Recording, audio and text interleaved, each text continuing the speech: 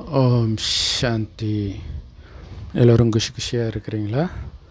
14/8/2025 சாக்கார முரளி பாப்தாதா சொல்கிறாங்க, இனிமையான குழந்தைகளே, பாபா கிட்ட நேர்மையாக இருக்கணும், கரெக்டான சார்ட்டை வைக்கணும், யாருக்கும் துக்கம் கொடுக்கக்கூடாது, பாபாவுடைய உயர்ந்த வழிபடித்தான் நடக்கணும். ஸோ பாபா கிட்ட உண்மையாக இருக்கணும் அப்படின்னா அவர் சொல்கிறபடியே நடக்கிறது தான். ஸோ அப்படி நடந்தீங்களான்றதும் கரெக்டாக சார்ட்டு வைக்கணும். அப்புறம் யாருக்கும் துக்கமே கொடுக்கக்கூடாது. ஸோ அதுக்கு சூப்பராக நேத்தோ பாபா சொன்னார் இல்லையா, எல்லோரும் அடிச்சிக்கிறாங்க, கேஸ் எல்லாம் போடுறாங்க. ஏன்னா அவங்கக்கிட்ட செல்வம் இல்லை, எந்த செல்வமோ, ஆனால் இருக்கிறதுலே மிக உயர்ந்த செல்வந்தர்கள் நீங்கள், அதனால் நீங்கள் அடிச்சுக்கக்கூடாதுன்றார். எவ்வளோ சூப்பர் இல்லையா? ஸோ அப்போ துக்கம் யார் கொடுப்பா? ஸோ அப்படி நம்ம உயர்ந்த பணக்காரராக இருக்கிறதுக்கு காரணமே பாபாவுடைய குழந்தையாக இருக்கிறதுனால, அதாவது பாபாவுடைய வழிப்படி நடக்கிறதுனால. ஸோ அதனால் பாபாவுடைய உயர்ந்த வழிப்படி மட்டுமே நடங்க, யாருக்கும் துக்கம் கொடுக்காதீங்க. கேள்வி: முழுசாக யார் 84 பிறவி எடுக்கிறாங்களோ அவங்க எப்படிப்பட்ட முயற்சி பண்ணுவாங்க? ஸோ அவங்களுடைய விசேஷ முயற்சியே நரன்லேருந்து நாராயணன் ஆகிறதாக இருக்கும். ஸோ அதைத்தான் லட்சியமாக வச்சுருப்பாங்க. நாராயணன் ஆகணும், அவரை மாதிரியே பார்க்கணும், அவரை மாதிரியே பேசணும், அவரை மாதிரியே நினைக்கணும். இதற்கான முயற்சி தான் பண்ணுவாங்க. அதனால் தங்களுடைய கர்மேந்திரங்களை முழுக்க தன் கட்டுப்பாட்டில் வச்சுருப்பாங்க. அவங்களுடைய கண்கள் குற்றமுள்ளதாக இருக்காது. இப்போ வரையிலும் கூட யாரையாவது பார்க்கறதுனால விகார சிந்தனைகள் வந்துடுது, குற்றமான பார்வை இருக்குது அப்படின்னாலே புரிஞ்சுக்கோங்க, முழு 84 பிறவி எடுக்கக்கூடிய ஆத்மா இல்லைன்னு. எப்படி சொல்கிறார் பார்த்தீங்களா? ஸோ மற்றவர்களுடைய பார்வை அப்படி இருக்குதா இல்லையான்றது பார்க்குறது நம்ம வேலை கிடையாது. ஆனால் நம்ம பார்வை அப்படி இருக்குதா இல்லையான்னு நமக்கு தெரியும் இல்லையா? ஸோ அப்போ செக் பண்ணணும். ஆஹா, நான் 84 பிறவி எடுக்கணும், சொர்க்கத்தின் ஆரம்பத்தில் வரணும், நாராயணன் ஆகணும், எனக்குள்ளே இந்த மாதிரி சிந்தனை வரக்கூடாது, இந்த மாதிரி பார்வை பார்க்கக்கூடாது அப்படின்னு நமக்கு எச்சரிக்கை கொடுக்கறதுக்காகத்தான் பாபா சொல்கிறார். அதான் உள்நோக்கு முகம், மற்றவர்களை பார்க்குறது கிடையாது, தன்னை பார்க்குறது. பாடல்: இந்த பாபா உலகத்திலிருந்து புண்ணிய உலகத்துக்கு அழைச்சிட்டு போங்க. ஓம் சாந்தி. இனிமேலும் இனிமையான ஆன்மீக குழந்தைங்களுக்கு இது பாவ ஆத்மாக்களின் பாவப்பட்ட உலகம்னு தெரியும். ஸோ புண்ணிய உலகத்தை பற்றி நமக்கு தெரியும். ரெண்டுமே நமக்கு தான் தெரியும், அவர்களுக்கு தெரியாது, அஞ்ஞானிகளுக்கு. ஸோ முக்தி, ஜீவன் முக்தி அப்படின்னு 2 இருக்குது. குறிப்பாக புண்ணிய உலகத்துக்கு தான் ஜீவன் முக்தின்னு சொல்லப்படுது, அதாவது சொர்க்கத்துக்கு. ஏன்னா அங்கே பாவமே நடக்காது. ஸோ பாவம் துக்கம் நிரம்பிய உலகத்தில் தான், இந்த ராவண ராஜ்யத்தில் தான் நடக்குது. துக்கம் கொடுக்கக்கூடிய ராவணனையும் நாம் பார்த்தாச்சு. ராவணன்றது ஒரு பொருள் கிடையாது, மாயான்றது ஒரு பொருள் கிடையாது, மனுஷனும் கிடையாது இல்லையா? இருந்தாலும் மனிதர்கள் ராவணனுக்கு ஒரு உருவத்தை கொடுத்து பொம்மை செஞ்சு எரிக்கிறாங்க. ஆனால் நாம் இப்போ ராவண ராஜ்யத்தில் இருக்கிறோம். இந்த 5 விகாரம்தான் ராவணன். அதே நேரத்தில் அந்த விகாரங்கள்லேருந்து விலகியும் இருக்கிறோம். இந்த ராவண உலகத்திலேருந்து விலகி இருக்கிறோம். நாம் இப்போ புருஷோத்தம சங்கம யுகத்தில் இருக்கிறோம். அது ஞாபகம் இருக்கணும்.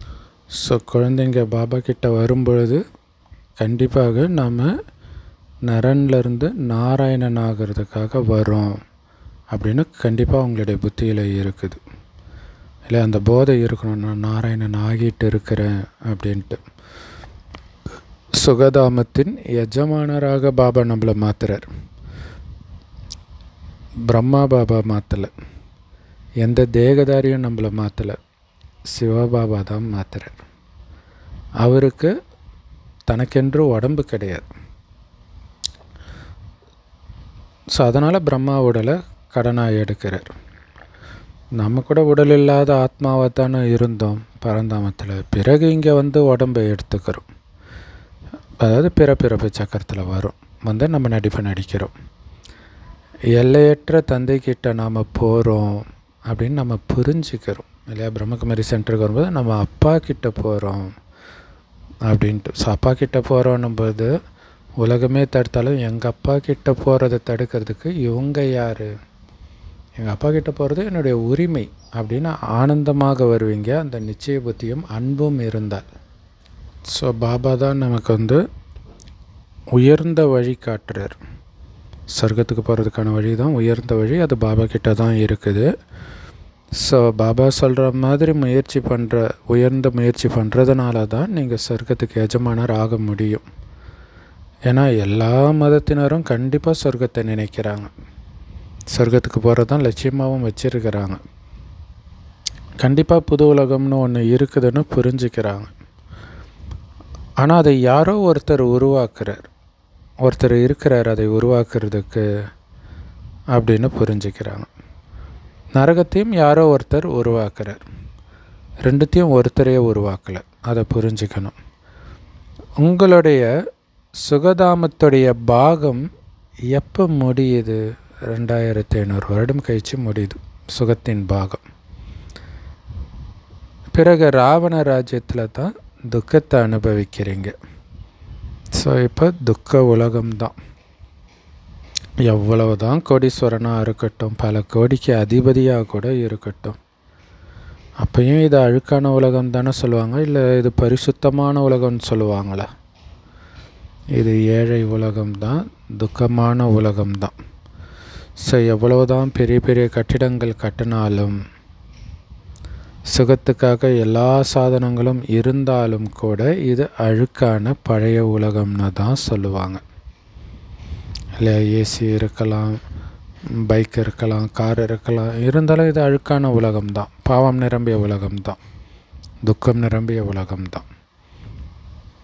ஸோ இந்த வைதரண்ய நதியில் மூழ்கி எழுந்துக்கிட்டே இருக்கிறாங்க, அதாவது விகாரத்தில், காம விகாரத்தில் மூழ்கிட்டே இருக்கிறாங்க. ஸோ விகாரத்தில் செல்வது பாவம்னு கூட தெரிஞ்சுக்கிறது கிடையாது. கேட்டால் காமம் இல்லாமல் எப்படிங்க சிருஷ்டி விருத்தி ஆகும்னு கேட்குறாங்க. பாபா கேட்குறாரு, அப்போ எதுக்கு பதித்த பாவனா வாணி என்ன கூப்பிட்டீங்க? இந்த பதித்த உலகத்தை பாவனமாக்குங்கன்னு ஏன் கூப்பிட்டீங்க? தூய்மையாக்கிறதுக்கு தானே கூப்பிட்டீங்க. இப்போ தூய்மையாக சொன்னால் இப்படியெல்லாம் கேட்குறீங்க. ஆத்மா சரீரத்தின் மூலமாக பேசுது, ஆத்மா தான் அழுக்காகவும் இருக்குது, ஆத்மா தான் பாபாவை கூப்பிடவும் செய்யுது. சொர்க்கத்தில் ஒருத்தர் கூட அழுக்காக இருக்க மாட்டாங்க, அதனால தான் யாரும் பாபாவை அங்கே கூப்பிட்றது கிடையாது. ஸோ உலகம் அழிகிற நேரத்தில் உலக விருத்தியை பற்றி ஏன் கவலைப்படுறீங்க இல்லையா? உலகம் அழிய போகுது, புது உலகம் வரப்போகுது. சங்கமயுகத்தில் யார் நல்ல முயற்சி பண்ணுறாங்களோ அவங்க நாம் கண்டிப்பாக 84 பிறவி எடுத்திருக்கிறோம், லக்ஷ்மி நாராயணன் கூடவே சத்தியுகத்தில் ராஜ்யம் பண்ணுவோன்னு புரிஞ்சிருப்பாங்க, நல்ல முயற்சி பண்ணுற குழந்தையாக இருந்தால். ஏன்னா ஒரே ஒருத்தர் தான் 84 பிறவி எடுப்பாங்களா என்ன? ராஜா கூட பிரஜைகளும் இருப்பாங்க தானே, வெறும் ராஜா மட்டும் இருப்பாரா? ஸோ அங்கே போகிறதுக்காகத்தான் நம்ம முயற்சி பண்ணுறோம். ஆனால் வரிசைக்கிரமம் இருக்குது கண்டிப்பாக. சிலர் ராஜாராணியாக ஆகுறீங்க, சிலர் பிரஜையாக ஆகுறீங்க. பாபா சொல்கிறாங்க, குழந்தைகளே, தெய்வீக குணத்தை தாரணை செய்ய வேண்டிய நேரம் இது தான். ஆனால் இங்கே தான் அசுர குணத்தை தூண்டக்கூடிய எல்லாம் நடக்கும். ஆனால் அப்படி அசுர குணத்தை நீங்கள் வெளிப்படுத்திட்டீங்கன்னா தோத்துட்டீங்கன்னு அர்த்தம். ஸோ என்ன ஆனாலும் நான் தெய்வீக குணத்தை தான் வெளிப்படுத்துவேன். ஏன்னா நான் பணக்காரன், அது மைண்டில் ஓடிக்கிட்டே இருக்கணும். நேற்று முரளியில் அது ரொம்ப சூப்பரான பாயிண்ட் அது. ஸோ தெய்வீக குணங்களை தாரணை பண்ணணும் இப்போ தான். இல்லை இப்போ மாற்றாமல் எப்போ மாற்ற போகிறீங்க? எல்லாமே இப்போ பண்ணணும். அதான் இப்போ இல்லையில் எப்போவும் இல்லை.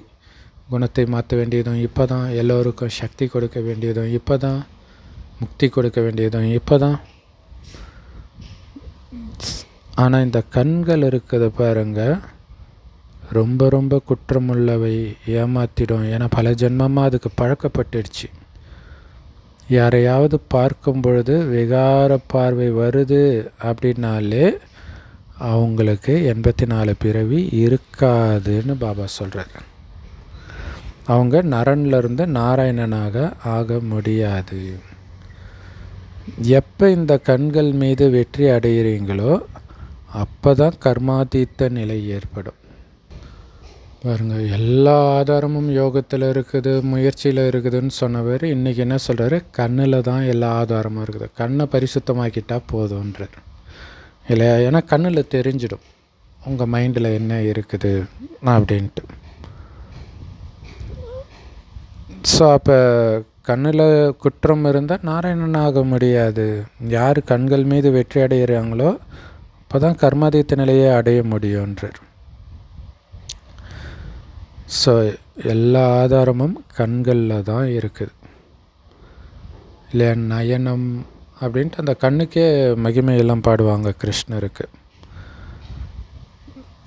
ஆத்மா கண்ணுன்ற ஜன்னல் மூலமாக பார்க்குது. இந்த பிரம்மாவுக்குள்ளே இப்போ 2 ஆத்மா இருக்குது. சிவபாபாவுடைய ஆத்மாவும் இதே பிரம்மாவின் கண்ணுன்ற ஜன்னல் வழியாக தான் பார்த்துட்டு இருக்கிறார். நம்முடைய திருஷ்டி ஆத்மாவின் மீது தான் செல்கிறது அப்படின்னு பாபா சொல்கிறார்.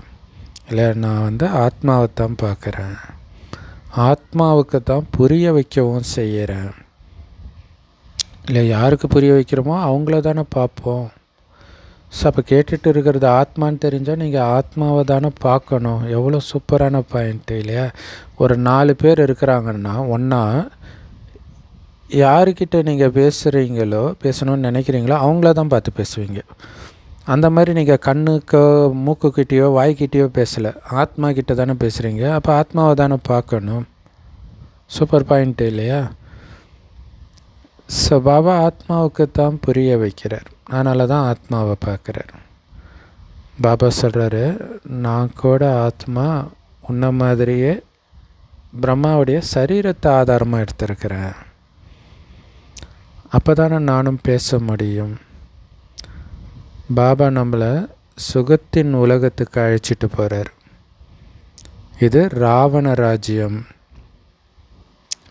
இந்த அழுக்கான ராவண ராஜ்யத்திலிருந்து நீங்கள் விலகிட்டீங்க. ஸோ விலகி சிலர் ரொம்ப அதிகமாக முன்னேறி போயிட்டீங்க. ஆனால் சிலர் பின்தங்கிட்டாங்க, ராவணனுடைய பிடியில் சிக்கிட்டாங்க.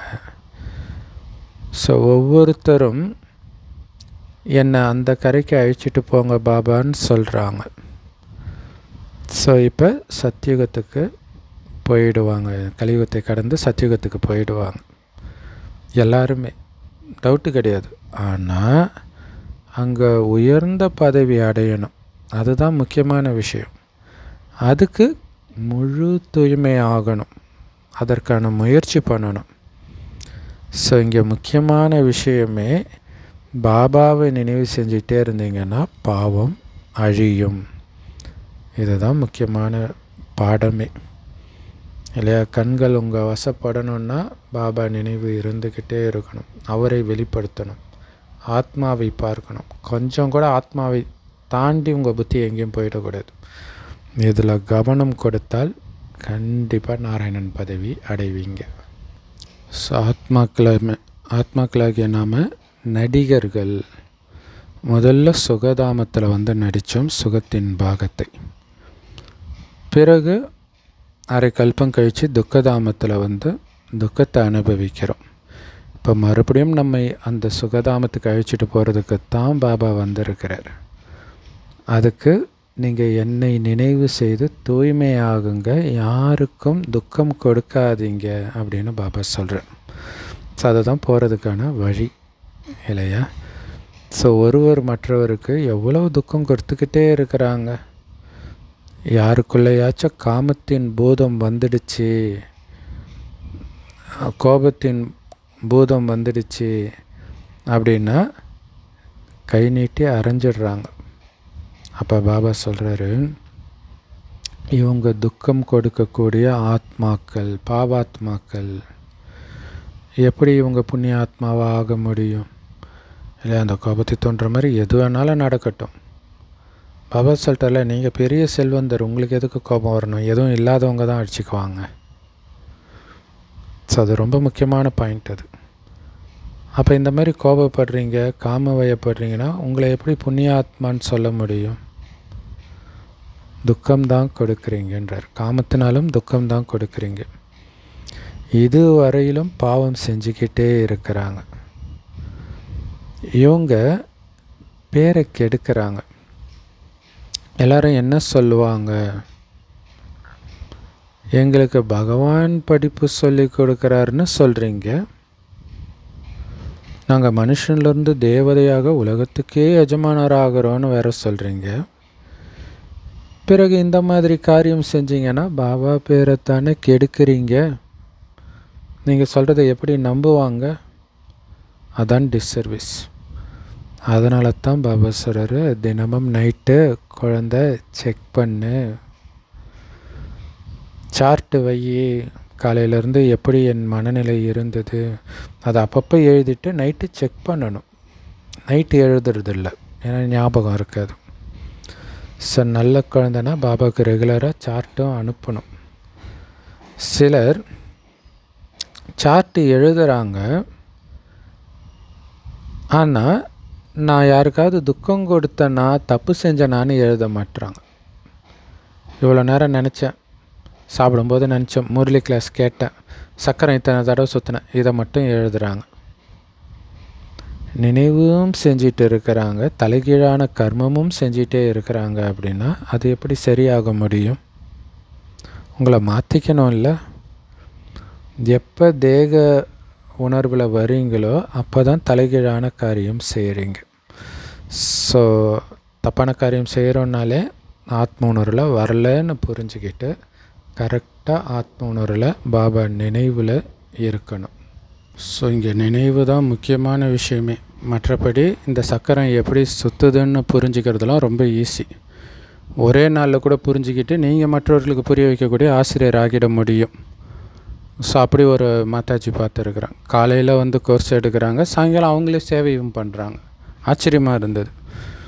ஸோ பாபா உங்களுக்கு 84 பிறவிகளின் ரகசியத்தை புரிய வைக்கிறார், கற்றுக் கொடுக்குறார். ஸோ அப்போ அதை பற்றி சிந்தனை பண்ணணும் இல்லையா? அவர் என்ன சொன்னாரோ அதை பற்றி சிந்தனை பண்ணணும். அது ரொம்ப முக்கியமானது. யாராவது ஒன்று சொல்லிட்டு போனாங்கன்னா அதை பற்றி மைண்டு தானாகவே யோசிச்சுட்டு இருக்குதுல்ல. ஆனால் அதனால் நமக்கு எந்த லாபமும் கிடையாது. ஆனால் பாபா சொல்கிற ஒவ்வொரு விஷயத்தையும் சிந்தனை செய்ய செய்ய அதீந்திரிய சுகத்தில் இருப்போம். பாவம் அழியும், வீண் விஷயம் உள்ளே வராது. நாம் 84 பிறவிகளை எப்படி எடுத்தோன்னு சிந்தனை பண்ணுங்க. நமக்கு இந்த ஞானத்தை கொடுக்குற டீச்சர்கிட்ட, அதாவது சிவபாபா கிட்ட இருந்து தெய்வீக குணத்தையும் அதிகமாக தாரணை பண்ணுறோம். பாபா கரெக்டாக உங்களுக்கு சொல்ல முடியும், இதுதான் தெய்வீக குணம், இதெல்லாம் அசுர குணம் அப்படின்ட்டு. ஸோ பாபா கிட்ட நீங்களும் சார்ட்டு காட்டுறீங்க, பாபா எங்கள் சார்ட்டு பாருங்கன்ட்டு. நாங்கள் யாருக்குமே கொஞ்சம் கூட துக்கமே கொடுக்கல பாபா அப்படின்னு சொல்கிறீங்க. பாபா சொல்லுவாராம், இந்த குழந்தை ரொம்ப ரொம்ப இனிமையான குழந்தை, இல்லை யாருக்குமே துக்கம் கொடுக்காமல் இருக்கிறது தான் மிக உயர்ந்த தெய்வீக குணமே. நல்ல நறுமணத்தை வெளிப்படுத்திட்டு இருக்கிறாங்க. ஸோ ஆசிரியராகிறது ஒரு வினாடிக்கான விஷயம்தான், அது பெரிய விஷயம் கிடையாது. ஆனால் அந்த தெய்வீக குணத்தை வெளிப்படுத்துறது தான் ரொம்ப ரொம்ப முக்கியமான விஷயமே. இல்லை இனிமை ரொம்ப அற்புதமான தெய்வீக குணம் அது. மற்றபடி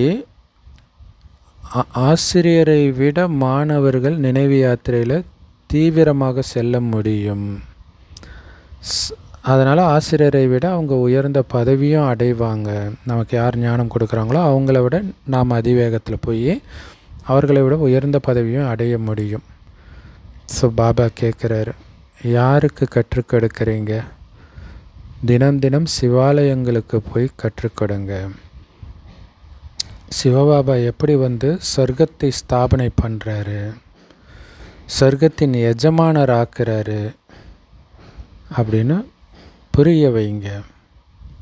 இல்லையா? சிவனுக்கு இவ்வளோ மகிமை இருக்குது அப்படின்னா அவ்வளோ மகிமைக்குரிய காரியத்தை பண்ணியிருப்பார்ல, அதுதான் சொர்க்கத்தை ஸ்தாபனை செய்கிறது. ஸோ சொர்க்கத்தை ஸ்தாபனை செஞ்சு நம்மளை சொர்க்கத்தின் எஜமானர் ஆக்குறாரு அப்படின்னு புரிய வைக்கிறது ரொம்ப ஈஸி தானே. ஸோ பாபாவுக்கு சார்ட்டும் அனுப்புகிறாங்க. பாபா, என்னுடைய மனநிலை இந்த மாதிரி இருக்குது அப்படின்ட்டு. ஸோ பாபா கேட்குறாரு, குழந்தை எந்த பாவமும் செய்யலை தானே? குற்றமான பார்வை தலைகீழான காரியங்களை செய்ய வைக்கலை தானே? இல்லையா? மனம் சலனப்பட்டாலும் நீ காரியத்தில் பண்ணலை தானே அப்படின்னு பாபா கேட்குறாரு. ஸோ உங்களுடைய நடத்தையை செக் பண்ணிக்கிட்டே இருக்கணும், கரெக்டாக இருக்குதான்ட்டு. உங்களுக்கு நீங்களே வாத்தியாராகணும். ஸோ அதுக்கு தான் சார்ட்டு எழுதுறது. அது எழுதும்போது தான் அதோடைய பவர் தெரியும் உங்களுக்கு. இல்லையா? அதை எழுதுகிறோன்னும் போது கவனம் கொடுப்பீங்க, எழுதலைன்னா கவனம் கொடுக்க மாட்டீங்க. ஸோ உங்களுடைய நடத்தையை செக் பண்ணணும். ஏன்னா உங்களுடைய நடத்தையின் ஆதாரமே உங்கள் கண்ணில் தான் இருக்குதுன்றார். இல்லையா? கண்ணில் பரிசுத்தமான பார்வை இருந்தாலே மற்ற எல்லாமே பரிசுத்தமாக தான் இருக்கும். அதனால தான் கண்ணுக்கு அவ்வளோ மகிமைப்படுறாங்க. கண்கள் பல விதத்தில் உங்களை ஏமாத்துது. ஸோ கொஞ்சம் கூட கேட்காம பொருளை எடுத்து சாப்பிட்டுடுறாங்க.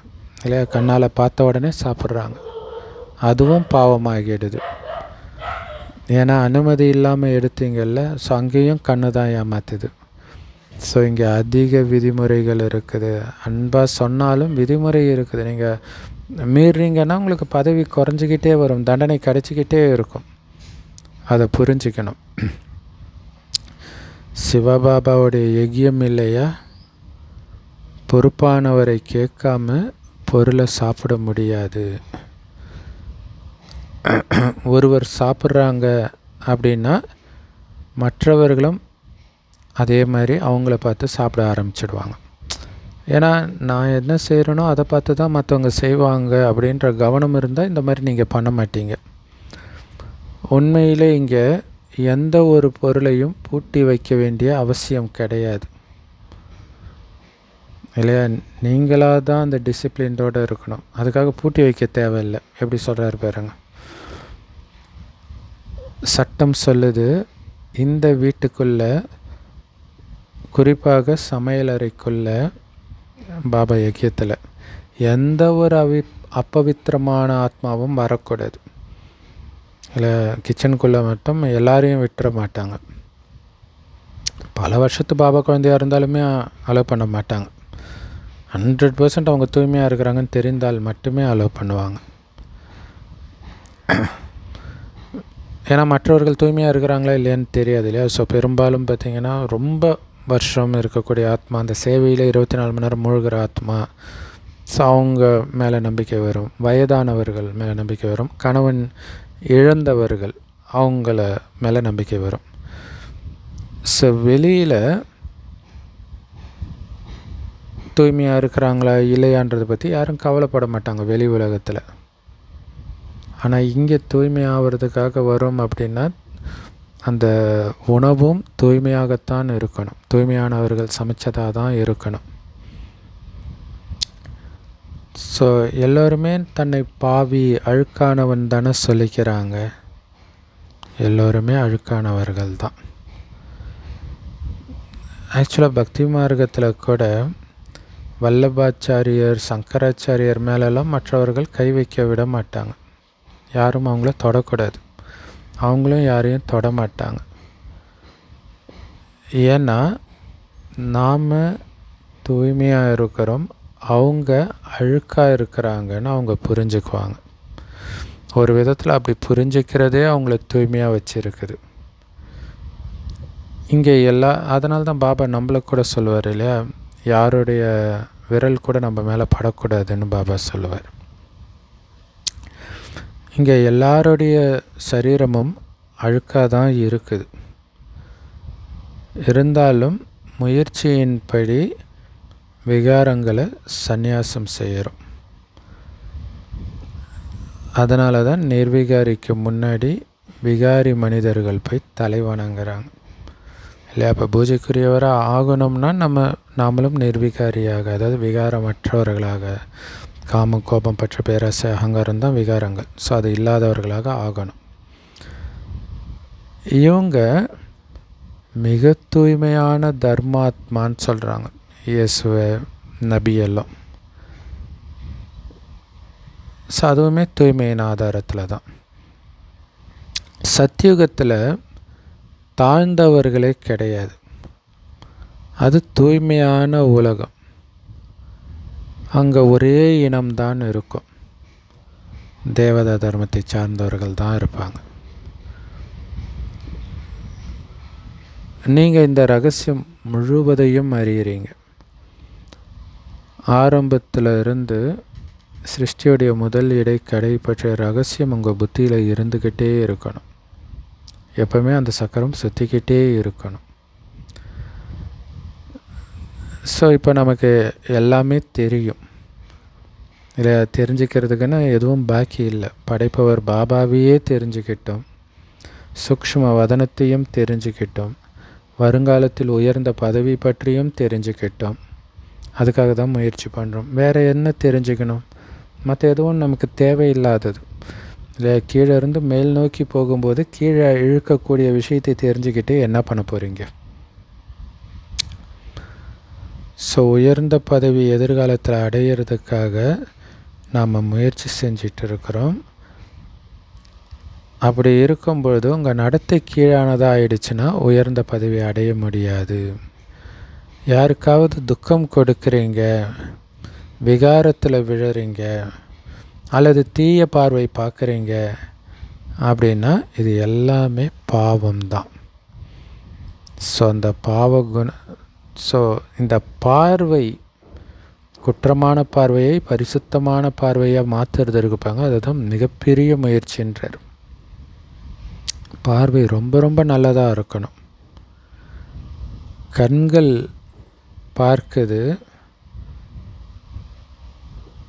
யாராவது நம்மளை பார்த்து கோபப்படுறாங்கன்னா உடனே சண்டை போட ஆரம்பிச்சிடுது.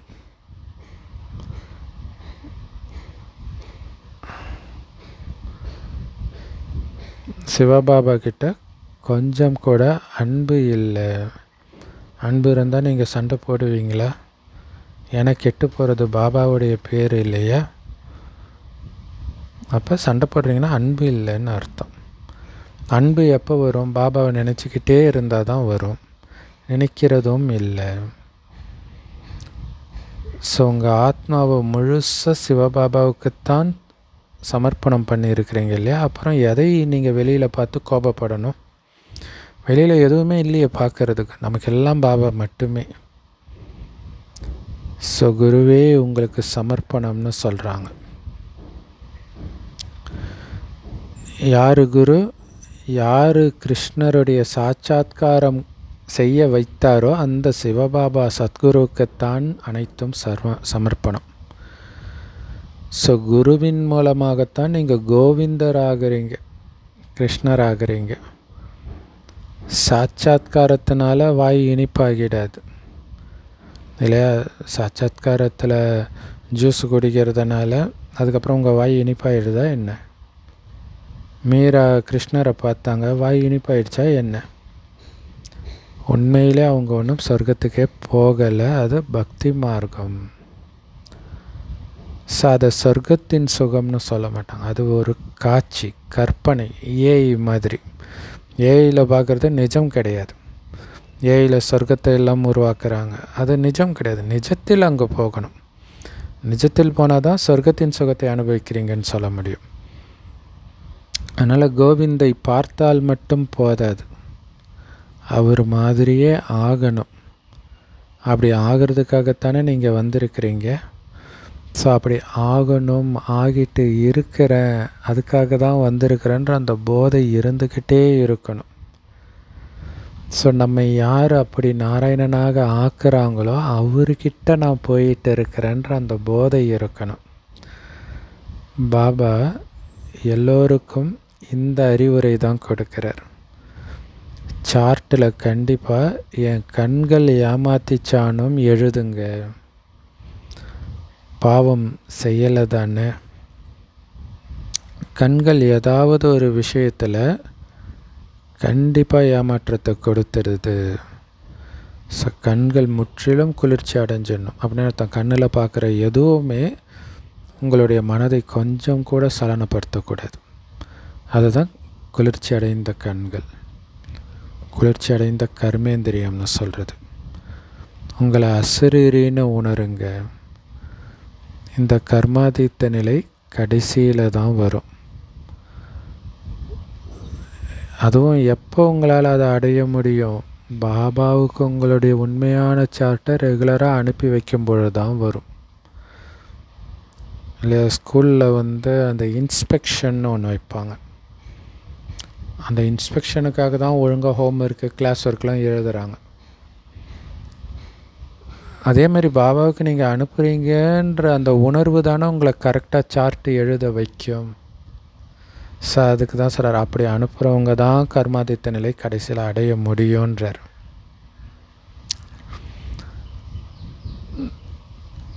நீங்கள் அனுப்புனாலும் அனுப்பாட்டினாலும் பாபாவுடைய ரெஜிஸ்டரில் எல்லாம் தானாகவே ரெக்கார்ட் ஆகுது. ஆனால் நீங்கள் அனுப்பும்போது தான் நீங்கள் ஒழுங்காக முயற்சி பண்ணுவீங்க. நீங்கள் அனுப்பலைன்னா பாபாவுக்கு தான் தெரியாது, நமக்கு மார்க் வராதேன்னு கிடையாது. அங்கே தானாக ரெக்கார்ட் ஆகிடுது. ஆனால் பாபா சாக்காரத்தில் உங்களை பார்க்க வராருன்னும் பொழுது சாக்கார மனிதர்களுக்கும் தெரியணும். அப்போ தானே எச்சரிக்கை கொடுப்பார் இல்லையா? இப்போ பிரம்மா உடலில் வராருன்னா அந்த பிரம்மாவுக்கும் தெரியணும். ஸோ அப்போ பிரம்மா பாபாவுக்கும் இந்த பிரச்சனையெல்லாம் வந்திருக்கும். அதை எப்படி எதிர்கொண்டாருன்றதை முரளியில் சொல்லுவார். குற்றமான பார்வை அல்லது தேக அபிமானம் இருக்குது அப்படின்னா வாயு மண்டலத்தை அசுத்தமாக்கிடுவீங்க. பாருங்கள், ஒரு செகண்ட் பார்வை பார்த்தோன்னே அந்த வாயுமண்டலம், அந்த பரிசுத்தமான நறுமணமான வாயுமண்டலம் துர்நாற்றம் வீசக்கூடிய அழுக்காக மாற்றுறீங்கன்றதை புரிஞ்சுக்கணும். ஸோ பாபா முன்னாடி உட்காந்துக்கிட்டே உங்கள் புத்தி வெளியில் போயிடுது குற்றமான பார்வை இருந்துச்சுன்னா. ஸோ மாயா உங்களை ரொம்ப ஏமாத்துது. மனம் ரொம்ப ரொம்ப அலையக்கூடியது. எவ்வளோ முயற்சி செய்ய வேண்டி இருக்குது லக்ஷ்மி நாராயணனா ஆகிறதுக்கு.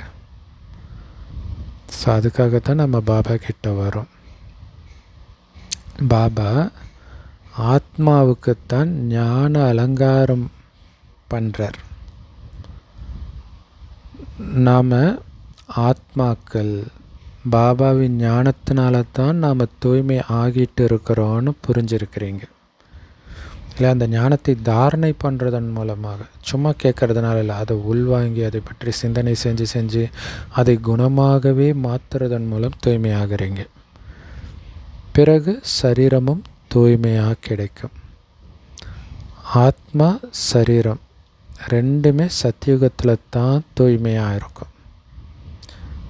பிறகு அரை கல்பத்துக்கு பிறகு ராவண ராஜ்யம் ஆரம்பிக்குது. பகவான் ஏன் இப்படி செய்கிறாரு? சொர்க்கமாகவே இருக்க வேண்டியது தானே, ஏன் நரகமாக்குறாரு? ஏன் காமத்தை கொடுக்குறாரு? இப்படியெல்லாம் கேட்குறாங்க இல்லையா? எல்லோரும் கேட்பாங்க. ஆனால் இதை பாபா பண்ணலை. இது ஏற்கனவே உருவாக்கப்பட்ட நாடகம், அதில் நானும் ஒரு நடிகன்தான்னு பாபா நேற்று சொன்னார் இல்லையா? பாபாவுக்கே கடைசியில் எல்லாமே என்ன நடக்குன்றதெல்லாம் தெரியாது. உலகம் அழியும், சொர்க்கம் வரும், பயங்கரமான உபத்திரவம் இருக்குன்றது மட்டும்தான் பாபா சொல்லியிருக்கிறார். மற்றபடி பாபா ஒன்றும் உங்களை காமத்தில் விழ வைக்கல, காம உணர்வு கொடுக்கவும் இல்லை. ஆத்மா சக்தி இழக்கும்போது மனம் தடுமாறுது. இப்போ சக்தி ஏற்றும் பொழுது மனம் ஒருநிலைப்படுது. அதுக்கு தான் சக்தியை ஏற்றுறார். அதுக்கு தான் பாபாவை நினைக்க கற்றுக் கொடுக்குறார். சத்தியுகத்தில் ஒரே ஒரு தேவதைகளின் தர்மம் தான் இருக்கும். ஒரு சிலர் சொல்கிறாங்க, இப்படிப்பட்ட பகவானை நாம் எதுக்கு நினைக்கணும், அவர் தான் எதுவுமே பண்ணலையே. ஏன்னா அவங்க என்ன நினச்சிருக்கிறாங்க, அவனன்றி அணுவும் அசையாது, அது பக்தி மார்க்கம். ஸோ இப்போ பாபா கள்ளங்கபடமற்றவர் எல்லாத்தையும் சொல்கிறார், அப்படி கிடையாது அப்படின்போது சரி எதுவுமே பண்ணலன்னா அவரை நான் எதுக்கு நினைக்கணும்னு சொல்கிறாங்களாம் சிலர். ஸோ அப்படி கேட்குறாங்கன்னா அவங்க மற்ற தர்மத்தை சார்ந்தவர்கள், அவங்களோட நமக்கு எந்த தொடர்பும் கிடையாது. அவர்களோட நீங்கள் தொடர்பு வச்சிங்கன்னா உங்களுடைய புத்தியும் அதே மாதிரியே மாறிடும். யார் முல்லா ஆகி இருக்கிறாங்களோ அவங்க தான் இப்போ மலராகவும் ஆகுறீங்க. அதே மாதிரி மனிதர்கள் கேட்குறாங்க, அது என்ன பாரதவாசிகளை மட்டும்தான் சொர்க்கத்துக்கு அழைச்சிட்டு போவாரோ அப்படி குறிப்பாக கிறிஸ்டின்ஸ் முஸ்லீம்ஸ் கேட்பாங்க இல்லையா. அதனால் நாங்களாம் ஏற்றுக்க மாட்டோம். கடவுளுக்கு கூட 2 கண்ணு இருக்குதா, இந்தியர்களை மட்டும் பார்த்து பார்த்து அழைச்சிட்டு போவாரா அப்படின்னு கேட்குறாங்க. பாபா சொல்கிறார், இதுவும் உருவாக்கப்பட்ட நாடகம் இல்லையா. பாபா ஞானத்தை கேட்குறவங்க வராங்க, சொர்க்கத்தில் யார் இருந்தாங்களோ அவங்களே தான் கேட்குறாங்க. இது நாடகம். ஒருவேளை எல்லாருமே சொர்க்கத்துக்கு வந்துட்டாங்கன்னா மற்ற தர்மத்தின் பாகம் எப்படி நடக்கும்? ஏன்னா சொர்க்கத்திற்கு வந்தவர்கள் மற்ற தர்மத்தை ஏற்றுக்க மாட்டோம். அப்போ மற்ற தர்மமே இல்லாமல் போயிடுமே. அது மட்டும் இல்லை, சொர்க்கத்தில் என்ன இத்தனை 1000 கோடி ஆத்மாக்களாக இருப்பாங்க. முதல் முக்கியமான விஷயமே பகவான் யாருன்னு தெரிஞ்சுக்கோங்க, அதை புரிஞ்சுக்கோங்கன்னு சொல்லுங்கள். ஏன்னா கடவுள் யாருன்னு புரியாத வரைக்கும் நிறைய கேள்விகள் கேட்டுக்கிட்டே இருப்பாங்க. தன்னை எப்போ ஆத்மான்னு உணர்கிறாங்களோ அப்போ தான் இது சரியான விஷயம்னு புரிஞ்சுக்குவாங்க. நாம் கண்டிப்பாக அழுக்கிலிருந்து தூய்மை ஆகணும்னு சொல்லுவாங்க. அவர் ஒருவரைத்தான் நினைவு செய்யணும். ஏன்னா எல்லா மதத்துலேயுமே கடவுளை நினைவு செய்கிறாங்க. ஆனால் கரெக்டாக அவர் எப்படி இருக்கிறாருன்னு தெரிஞ்சிட்டு நினைவு செய்வதன் மூலமாகத்தான் நாம் தூய்மை அடைகிறோம், ஆஸ்தியையும் அடைகிறோம். இந்த சிருஷ்டி சக்கரம் எப்படி சுற்றுதுன்ற ஞானம் குழந்தைங்களுக்கு இப்போ தான் பாபா மூலமாக கிடைக்கிது. கண்காட்சிகள்லேயும் இதை நீங்கள் நல்லா புரிய வைக்கிறீங்க. ஆனால் மிகச்சிலர் தான் அந்த ஞானத்தை கேட்டு வெளிப்படுறாங்க பாபா குழந்தையாக. ஆனால் அதுக்காக கம்மியாக தானே பாபா குழந்தையாகிறாங்க. எதுக்கு கஷ்டப்பட்டு இவ்வளோ காசு கொடுத்து கண்காட்சியெல்லாம் வைக்கணும், இவ்வளோ உழைப்பு போடணும் அப்படின்னு பாபா சொல்ல மாட்டார் இல்லையா. ட்ராமாவில் எது இருக்குதோ அதுதான் நடக்கும். ஸோ ட்ராமா படி நம்ம சேவை செய்கிறோம். அந்த கண்காட்சிகள் மூலம் எங்கெங்கே இருந்தோ பாபா குழந்தைய ஆகத்தான் செய்கிறாங்க. சில இடங்களில் வெளிப்படுறது கிடையாது. அதுக்காக அது ஃபெயிலியரு அப்படியெல்லாம் கிடையாது இல்லையா. கடைசியில் பிரஜைகள் ஆகிடுவாங்க, இன்னும் போக போக வருவாங்க, உயர்ந்த பதவி அடைகிறதுக்காக முயற்சியும் பண்ணுவாங்க. ஏன்னா நிறைய பேர் பாபா குழந்தை ஆகும்போது நான் 4 வருஷம் முன்னாடி இதை கேட்டிருக்கிறேன், 5 வருஷம் முன்னாடி கேட்டிருக்கிறேன், இங்கே ஸ்டால் போட்டாங்க, நான் போயிருக்கிறேன் அப்படிலாம் சொல்லுவாங்க. ஸோ கொஞ்சமாக எழுப்பப்படுறாங்க. ஸோ யார் குறைந்த பதவி அடையணும்னு இருக்குதோ அவங்க அதுக்கேற்ற மாதிரி தான் முயற்சியும் பண்ணுவாங்க, கம்மியாக தான். ஸோ பாபா குழந்தைங்களுக்கு எந்த பாவமும் செய்யாதீங்கன்னு புரிய வைக்கிறார். அவங்களுடைய பதவிக்கு ஏற்ப தான் முயற்சி செஞ்சாலும் கூட பாபா தினம் தினம் புரிய வைக்கிறார், பாவம் செய்யாதீங்க அப்படின்ட்டு. நாம் யாருக்காவது துக்கம் கொடுத்தோமான்னு கண்டிப்பாக நோட் பண்ணுங்கள் சார்ட்டில். பாபா சொல்கிறாரு, ஏதாவது பாவம் செஞ்சுருந்தால் அதை கண்டிப்பாக சார்ட்டில் எழுதுங்க. துவாபர யுகத்தில் இருந்து நாம் பாவம் செஞ்சுக்கிட்டே தான் வந்திருக்கிறோம்.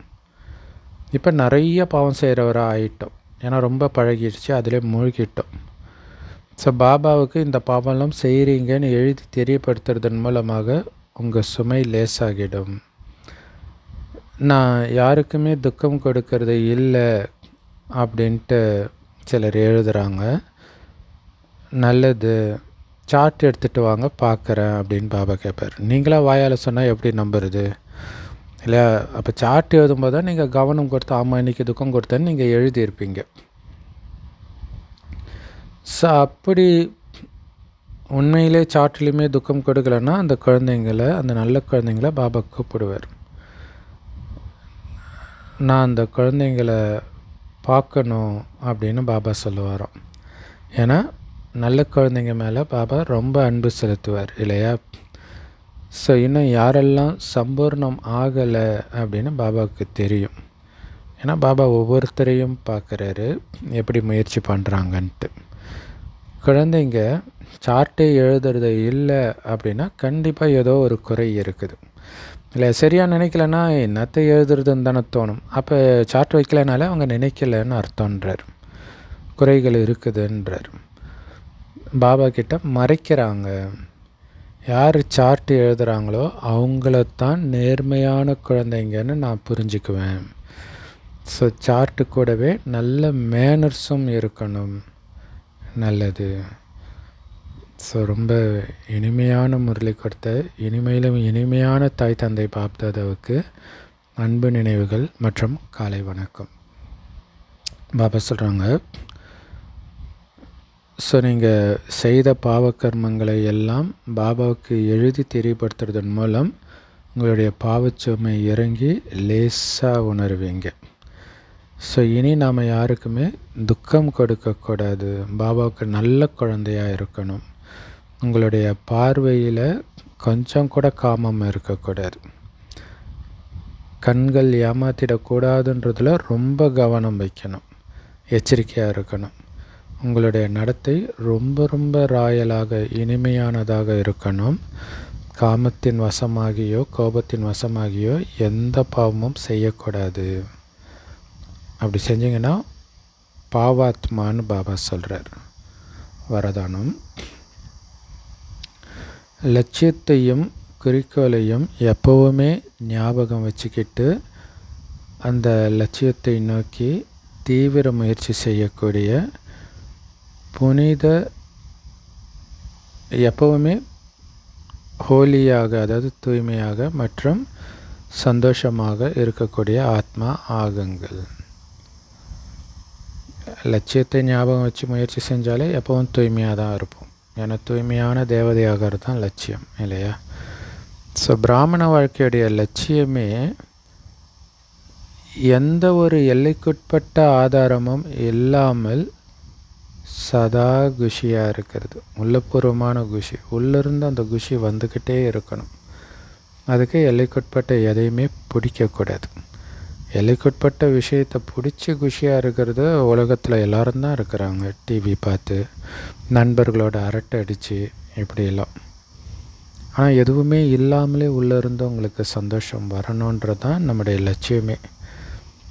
எப்போ இந்த லட்சியத்தை விட்டுட்டு எல்லைக்குட்பட்ட பிராப்திகள் அப்படிங்கிற சின்ன சின்ன தெரு குறுக்கு சந்தில் போய் சிக்கிக்கிறீங்களோ அப்போ குறிக்கோளுக்கு போக முடியாமல் தூரமாகிடுறீங்க இல்லை. சுற்று வழியில் ஊருக்குள்ளே போயிட்டு வந்தால் பஸ்ஸு என்றைக்கு போய் சேரும்? பைபாஸில் போனால் சல்லுன்னு போயிடும் இல்லையா? பைபாஸில் 2 நிமிஷத்தில் கடக்கிறதா ஊருக்குள்ளே அரை மணி நேரம் 1 மணி நேரம் சுற்றிட்டெல்லாம் வரும். ஸோ அதனால் எல்லைக்குட்பட்ட குஷியில் சிக்கிறது சின்ன சின்ன தெருவில் போய் சிக்கிக்கிறீங்கன்னு அர்த்தன்றார். இப்போ லட்சியத்தை நேரத்தில் போய் அடைய முடியாது இல்லையா? அதனால் பாபா சொல்கிறாங்க, என்ன வேணாலும் நடக்கட்டும், ஆனால் எல்லைக்குட்பட்ட விஷயத்தை பிடிக்காதீங்க. எல்லைக்குட்பட்ட பிராப்தி பலனெல்லாம் தியாகம் செய்ய வேண்டிய நிலை வந்தாலும் கூட அதை விட்டுடுங்க. நம்ம எல்லைக்கு அப்பாற்பட்ட லட்சியத்தை வச்சுட்டு எல்லைக்குட்பட்டதை பிடிச்சிக்கலாமா? அனைத்தையும் இழக்க வேண்டியதாக இருந்தாலும் தியாகம் செய்யுங்கன்றார். ஆனால் அழிவற்ற குஷியை மட்டும் ஒருபோதும் விட்டுடாதீங்க இல்லையா? குஷியை இழக்க வைக்கிற மாதிரி எதையும் பிடிக்காதீங்கன்றார். நிறைய சொத்து பிரச்சனையெல்லாம் பிடிச்சிக்கிட்டு இருந்தீங்கன்னா அதே தான் நினச்சிட்டு இருப்பீங்க சாகிற வரைக்கும். அப்புறம் எப்படி அழிவற்ற குஷியை நீங்கள் அனுபவம் பண்ணுவீங்க? அதனால தான் பாபா சொல்கிறார், அழிவற்ற குஷியை கெடுக்கக்கூடிய எதுவாக இருந்தாலும் அதை விட்டுடுங்கன்றார். அப்போ தான் ஹோலியாக இருங்க, ஹாப்பியாக இருங்க அப்படின்ற வரம் பிராப்தி ஆகும். ஸோ இந்த வரதானத்தை ஞாபகம் வச்சு அதை நோக்கி தீவிர முயற்சி செய்கிறதன் மூலமாகத்தான் அழிவற்ற பிராப்திகளை அனுபவம் செய்ய முடியும். ஸோ அதனால் எல்லைக்குட்பட்ட எதையுமே பிடிக்காதீங்கன்றார். ஸ்லோகன்: குணமூர்த்தியாகி தெய்வீக குணங்களை அனைவருக்கும் தானமாக கொடுத்துக்கிட்டே இருந்தீங்கன்னா அதுதான் எல்லாத்தையும் விட மிகப்பெரிய சேவைன்றார் இல்லையா? அந்த குணம் உங்கள் கூட பழகினாலே உங்கள் குணம் அவங்களுக்கு ஒட்டிக்கணும்.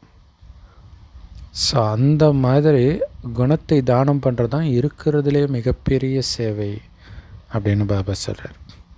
அபிக்தேஷரா சகஜ யோகி ஆகணும் அப்படின்னா பரமாத்மா அன்பில் மூழ்கிய அனுபவத்தில் மூழ்குங்கள். மாஸ்டர் ஞானம் நிரம்பியவர், மாஸ்டர் சர்வசக்திவான். இந்த நிலையிலேயே யார் நிலைச்சி இருக்கிறாங்களோ அவங்க இந்த விதவிதமான எல்லைக்குட்பட்ட கியூவை விட்டு வெளியேறிடுவாங்க.